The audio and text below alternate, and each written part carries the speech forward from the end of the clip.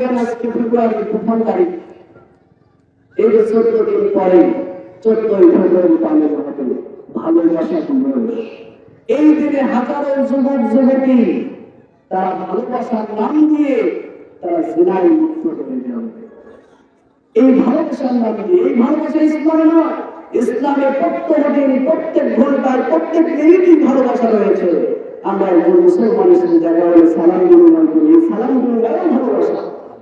সুতরাং আমরা যারা ইসলামের এই সুন্দর নিদর্শনগুলো পালন করতে পারি, যদি পালন করতে পারি, রাসূল সাল্লাল্লাহু আলাইহি ওয়াসাল্লাম বলেছেন আবিল ইসলাম দীনান, সে পরিপূর্ণ যদি দ্বীনকে ইসলাম হিসেবে পেতে পারে তাহলে সে ঈমানের স্বাদ পেয়ে যাবে।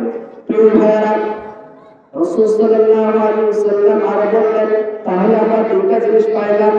রাসূল সাল্লাল্লাহু আলাইহি ওয়াসাল্লাম হাদিসে বললেন, যা কত আমল ঈমান, যদি কোনো সেই মানুষটা ঈমানের স্বাদ পেয়ে যায়, যে মানুষটা রাদিতু বিল্লাহি রাব্বা, আল্লাহকে রব হিসেবে পেয়ে খুশি হয়ে যায়। দুই নম্বরে তিনি বললেন আবিল ইসলাম দীনান, দ্বীনকে পেয়ে খুশি হয়ে যায়। তিন নম্বরে তিনি বললেন কবি মুহাম্মাদুন রাসূলুল্লাহ সাল্লাল্লাহু আলাইহি ওয়াসাল্লাম, রাসূল সাল্লাল্লাহু আলাইহি ওয়াসাল্লামকে পেয়ে, নবী হিসেবে পেয়ে যে মানুষটা খুশি হয়ে যায়, সে ঈমানের স্বাদ পেয়ে যায়। রাসূল সাল্লাল্লাহু আলাইহি ওয়াসাল্লামকে পেয়ে আমরা খুশি হয়েছি।